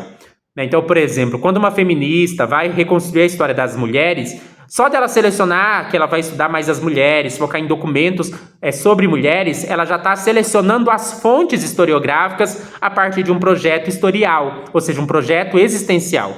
E quando você faz o estudo dessas mulheres e reconstrói uma narrativa que dá destaque a essas mulheres e pensa como isso tem implicações para nós hoje, para a nossa existência, para os direitos e igualdade de gênero, para mostrar que as mulheres, para tirar o apagamento das mulheres, para mostrar que as mulheres não são inferiores, isso é historialidade. Quando a gente pega, por exemplo, no alemão, a gente tem a palavra que parece com a nossa, que é Historiale, alguma coisa assim, e nós temos a palavra Geschichtlichkeit, que eu não sei falar também, mas é uma com G e outra com H, a parecida com a nossa é a historiografia. A com G, que é o Geschichtlichkeit, sei lá como é que pronuncia, é a historialidade, a história feita inserindo na existência humana. Mas, na verdade, essa separação não é rígida, como eu disse para vocês, as duas são juntas. Fazer historiografia é fazer historialidade, porque historiografia só se faz a partir de um projeto existencial. E fazer historialidade é fazer historiografia, porque historialidade é inserir a historiografia dentro do nosso projeto existencial. Então, andam juntas. Só se faz história a partir de um projeto existencial. E aí é dentro desse contexto, que o Heidegger vai citar vários textos do Conde York para mostrar, só para fundamentar que o que ele está falando já tinha precedentes. Eu vou só ler essas citações e comentar brevemente. Então, por exemplo, tem uma citação que diz assim: tudo é centrado na psicologia, ou seja, na vida, na existência humana, a qual deve entender a vida em seu encadeamento de desenvolvimento histórico e em seu encadeamento de efeito como modo pelo qual o ser humano, o homem, é possível objeto das ciências do espírito, e ao mesmo tempo a raiz dessas ciências. Então, como eu disse, né, toda a ciência é fundamentada na existência humana. História só é possível porque o ser humano, a existência humana é histórica, que o ser humano é um ser de narrativa. A hermenêutica, então, história é fazer interpretação, é a interpretação de si desse entendimento, e só da forma derivada ela é a metodologia do conhecimento histórico. Então, a história só é possível como hermenêutica, porque a história é interpretação, história é significação. Por isso, história, no sentido primordial, é hermenêutica, no sentido mais fundamental. Nem é hermenêutica como método específico do historiador. É hermenêutica porque fazer ciência é fazer interpretação, seja de si, seja do mundo, e o mundo é nós, né? Então, andam juntos, né? Vou ler aqui também outra parte, né? Que diz assim, a chamada escola histórica, o York fala, né? Aqui o que é o do Ranke, né? É Ranke que fala, tá falando o nome dele errado. É Leopoldo von Ranke. O Leopoldo von Ranke foi atribuída essa ideia de que história era só apresentar os fatos de maneira neutra. Não é bem isso que ele dizia, mas ele vai criticar, né? A chamada escola histórica eu a considerei como mera corrente marginal dentro do mesmo leito de rio, a representar somente um elo de uma oposição antiga e duradoura. O nome contém algo enganoso. Aquela escola não era de modo algum histórica, porque fazer história é fazer narrativa dentro de um projeto existencial, mas uma escola de antiquário, ou seja, era só não é bem história. Se você não era só historiografia, digamos assim. Tudo que é efetivamente real se transforma em esquema quando é considerado como coisa em si e não é vivenciado. Então, história não é uma coisa em si externa. História sempre se insere no projeto de existência. Diz o York, o homem moderno, isto é, o homem desde o Renascimento, está pronto para ser sepultado. Ao oposto, todo conhecimento histórico verdadeiramente vivo e que não descreve somente a vida é crítico. Então, todo conhecimento histórico não pode ser, né, se a gente pega o Nietzsche, né, tinha monumental, antiquário e crítico. A história não pode ser só reconstruir figuras monumentais. História não pode ser reconstruir tradições do passado. História tem que envolver juízo de valor, tem que envolver encercimento na existência humana. Não há história sem crítica. Diz, né, aqui sobre o York. A clara penetração do caráter fundamental da história como virtualidade, York a obteve do conhecimento do caráter de ser do Dasein humano, ele mesmo, não portanto precisamente por epistemologia do objeto da consideração histórica. Então, né, o York não estava só fazendo epistemologia, ele estava tentando buscar realmente como a existência humana fundamenta a historicidade. E a historicidade tem uma virtualidade, uma potência. Uma potência, né, para ser reconstruída de diferentes formas, para ser reinterpretada, ela tem uma potência de projeto existencial mesmo, de reconfigurar a nossa visão de mundo e nossos projetos de existência. É que a totalidade do que nos é dado psicofisicamente não mas ao contrário vive, é o ponto seminal da história. A história não é só o desenrolar de fatos objetivos, é vida, é o desenrolar da vida, é o desenrolar da existência. Assim como a fisiologia não pode fazer abstração da física, a filosofia não pode fazer abstração da historicidade. Isso aqui é fundamental para a gente que é filósofo. Não tem como fazer filosofia sem história. Fazer filosofia é fazer história. Isso não é naquele sentido bobo, porque tem muita gente que confunde filosofia com simplesmente ficar interpretando autores do passado. Para o Heidegger não é isso. A gente pega o parágrafo 6 de Ser e Tempo, fazer filosofia é fazer história desmantelando essa história, desconstruindo, reconstruindo. É como um edifício que a gente tira, constrói, reconstrói, uma casa que a gente reforma. Então fazer história é pensar também nos pensadores do passado, mas não como pensadores cristalizados que a gente só fica interpretando, fazendo exegese. O Heidegger jamais diria que a gente tem que fazer filosofia fazendo exegese do passado. O Heidegger diria que a gente tem que estudar a história da filosofia, mas para tirar dela a sua virtude, o seu poder, sua potencialidade. Eu não tenho que estudar Tomás de Aquino, por exemplo, para entender o que Tomás de Aquino falou. Eu tenho que estudar Tomás de Aquino para entender como Tomás de Aquino me ajuda a entender questões fundamentais da existência humana. Não posso estudar um autor para ficar preso ao que ele falou. Eu posso ressignificar, eu posso criticar, eu posso reconstruir, eu posso questionar. É legal isso, porque a gente tem uma ideia, tem dois extremos na filosofia. Tem um extremo na filosofia, muito comum em alguns filósofos que adotam um método estrutural, de analisar estruturas de textos, fazer exegeses, como se história fosse só ficar interpretando o autor do passado. Eu vou interpretar o conceito de não sei quem tal autor. Eu não sei se vocês já viram, né? Até saiu uma pesquisa que mostrava que a maioria das teses e dissertações de filosofia hoje no Brasil é algo assim. O conceito X no autor Y na obra Z. Sei lá, o conceito de ser para a morte na obra Ser e Tempo de Martin Heidegger. Aí você vai ler o trabalho da pessoa, ela só analisa o que o Heidegger falou, interpreta. Ela não analisa se aquilo está certo, se está errado, se é uma boa argumentação, se é uma boa ideia, se é uma ideia ruim. Ela só faz exegese. O Heidegger jamais apoiaria esse tipo de pesquisa como sendo filosofia. Isso não é filosofia. Também tem um outro extremo, encontrado em alguns filósofos analíticos, como se eles pudessem discutir conceitos sem resgatar a história filosófica. Tem um autor de metaética, ou um autor de filosofia da religião, pega o Swinburne. Aí ele não vai na escolástica, ele não pesquisa o que o Tomás de Aquino falou. É como se os autores do passado, não tem problema, o que ele falou não importa mais. Tem que estudar os filósofos da última década. Como se a filosofia fosse igual às ciências, né? Fica desatualizado. E isso não faz sentido. Então, esses dois extremos, eles são ruins. Então, se eu acho que eu posso fazer filosofia sem estudar a história da filosofia, é ruim. Se eu acho que fazer filosofia é só estudar a história da filosofia fazendo exegese de autores do passado, também é ruim. Na verdade, a gente precisa estudar os filósofos do passado como se eles fossem do presente também. Como eu disse, assim como o meu passado sou eu hoje, meu passado me constitui. Quando o historiador encontra, por exemplo, um vaso de cerâmica, aquilo não é como se fosse uma múmia do passado que não tem significado hoje. Na verdade, aquilo encarna o passado. Uma obra filosófica também encarna o passado e o torna presente. E a filosofia, ela é uma comunidade viva. O Kant está vivo. O Tomás de Aquino está vivo. O Aristóteles está vivo. O Platão está vivo. Quando eu pego um livro de Heidegger, o corpo do Heidegger pode estar sepultado, mas o Heidegger está aqui vivo, falando comigo, falando com você. É quase, tô brincando assim, né? Mas é quase como se eu estivesse aqui numa sessão de necromancia, né? Eu tô aqui tem um médium, esse aqui é um médium aqui, ó. O Heidegger tá aqui, ó. Ele encarnou nesse livro e ele tá falando com a gente. Então o Heidegger tá aqui na minha frente, ou se tivesse um filósofo vivo, tivesse o Peter Singer aqui na minha frente, ou Heidegger, é a mesma coisa. O livro dele, ou o Peter Singer encarnou aqui na minha frente, é a mesma coisa. Eu estou discutindo.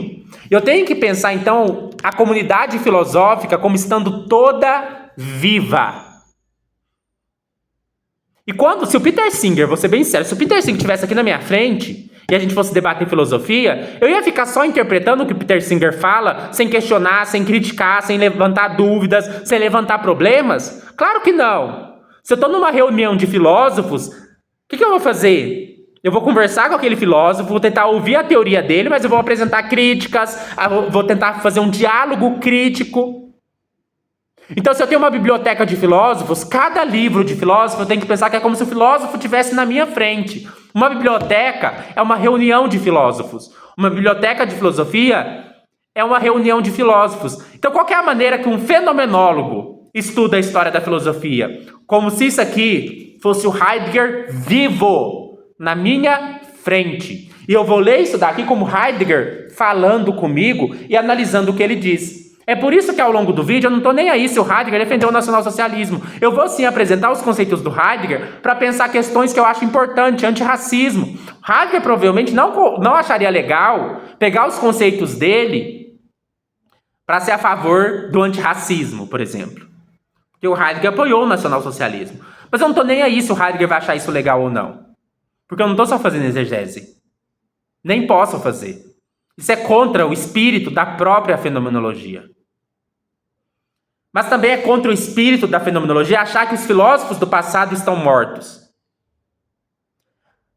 Para a fenomenologia, todos os filósofos estão vivos. Então não faz diferença você dialogar com Peter Singer ou com Tomás de Aquino. Não faz diferença você dialogar com Richard Swinburne ou com Agostinho. Você tem que considerar todos os filósofos como estando vivos. E com todos eles você pode aprender. O Heidegger é meu professor. Ele está aqui me ensinando. mas eu também posso discordar dele, posso criticar ele. Então, qual que é o método da fenomenologia para estudar a história da filosofia? É considerar que todos os filósofos estão vivos e que eu posso dialogar criticamente com todos os filósofos. Se tem um tema da filosofia que eu estou investigando, por exemplo, o que é o conhecimento? Eu vou ler Teeteto para tentar entender. Eu vou ler Tomás de Aquino, questões 85, será da Suma Teológica, para entender. Eu vou ler as Meditações Cartesianas de Descartes para entender. E eu vou dialogar com esses autores como se a gente estivesse numa sala, todos vivos, trocando ideias. Então, para a filosofia, todos os filósofos estão vivos e eles formam uma grande comunidade que dialoga, que troca, que critica. E é assim que eu devo estudar a história da filosofia. É assim que eu devo estudar a própria filosofia. É nesse sentido que a filosofia é história. Assim como toda ciência é história, como eu disse no começo, a filosofia é história. É por isso que eu vou terminar lendo aqui o que o Conde York diz. Ele diz: porque filosofar é viver. Há por isso, na minha opinião, não se assuste o senhor, uma filosofia da história. Quem poderá escrevê-la? Não pode haver nenhum filosofar efetivamente real que não seja conhecimento histórico. A separação de filosofia sistemática e sua apresentação histórica é incorreta em sua essência. Fazer filosofia é fazer história da filosofia, porque todos os filósofos estão vivos. E eu não consigo discutir filosofia sem dialogar com meus pares. Se os pares de um cientista são aqueles que estão vivos, publicando em revistas acadêmicas e científicas atuais, os pares do filósofo são todos os filósofos, de todo tempo e lugar.